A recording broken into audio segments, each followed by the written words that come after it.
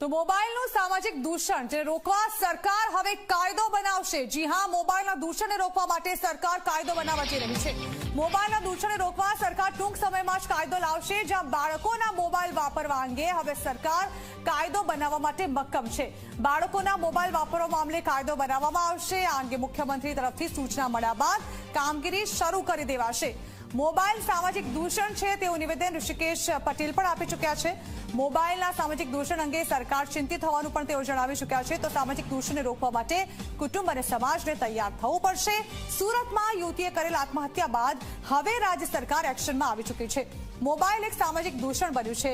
મોબાઈલના કારણે યુવતીએ આત્મહત્યા કરતા આ મામલો વધુ ગંભીર બની ચૂક્યો છે।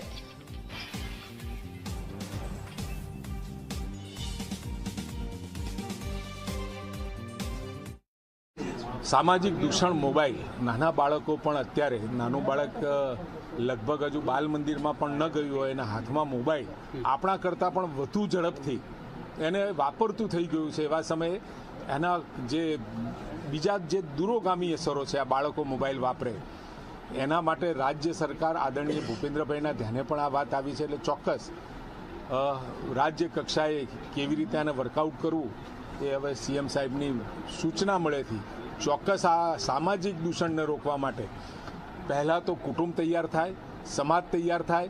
કોઈ પણ કાયદો બન્યો હોય તો એ કાયદા માટે સામાજિક દૂષણ જ્યાં જ્યાં હોય ત્યાં સમાજે તૈયાર થવું પડે, કુટુંબે તૈયાર થવું પડે અને વ્યક્તિએ પણ તૈયાર થવું પડે। એના માટે કાયદો તો આપણે બનાવીશું અને ભવિષ્યમાં બનશે પણ ખરો, કારણ કે આ સામાજિક દૂષણની ચિંતા સરકાર લેવલે અને સમાજ લેવલે પણ અન્ય ઘણા બધા પ્લેટફોર્મ ઉપરથી આપણને જોવા મળે છે।